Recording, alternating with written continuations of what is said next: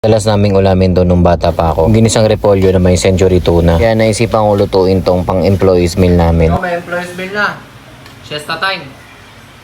Pagka tumatanda ka at natitikman mo na lahat ng gusto mong kainin, namimiss mo din pala yung mga inuulam nyo dati nung bata ka. Especia, ayaw pa nga ata magpahiwa ng repolyo dito at napakatigas. Ngayon madalas na gulay na ang gusto namin kainin. Siyempre hindi naman na tayong pabata. Puro pampabata na nga yung binibenta namin. Kaya nagluto naman ako ng pampahaba ng buhay. Repolyo hiniwa ko lang ng parang pampansit. Ganon din sa carrots, hiniwa ko lang din ng haba-haba. Pero kung tinatamad kayong maghiwa sa mga palengke, meron ng binibenta na mga hiwanan na gulay. Then century tuna, baka naman rinain ko lang yung oil. Net aside dahil gagamit ako ng konti niyan para mamaya. Kaway-kaway sa mga inuulam yung oil ng century tuna. Sarap ding i-partner yan sa kanin. After ko magisa ng bawang sibuyas, ginisa ko na din yung na-drain na century tuna. Then after nun nilagay ko muna yung carrots since mas matagal tong maluto. Pag medyo naluluto na yung carrots, pwede nang ilagay yung repolyo. Then tinimplahan ko lang ng salt, pepper, sesame oil at yung oil ng century tuna, konti lang. Kung wala kayong sesame oil, wag nyo nang lagyan. Then halu-haluin lang ito hanggang sa maluto. Wag nyo nang itos, baka matapon pa. Baka yung ulam nyo maging bato pa. O siya, hanggang sa susunod na employees meal. Bye!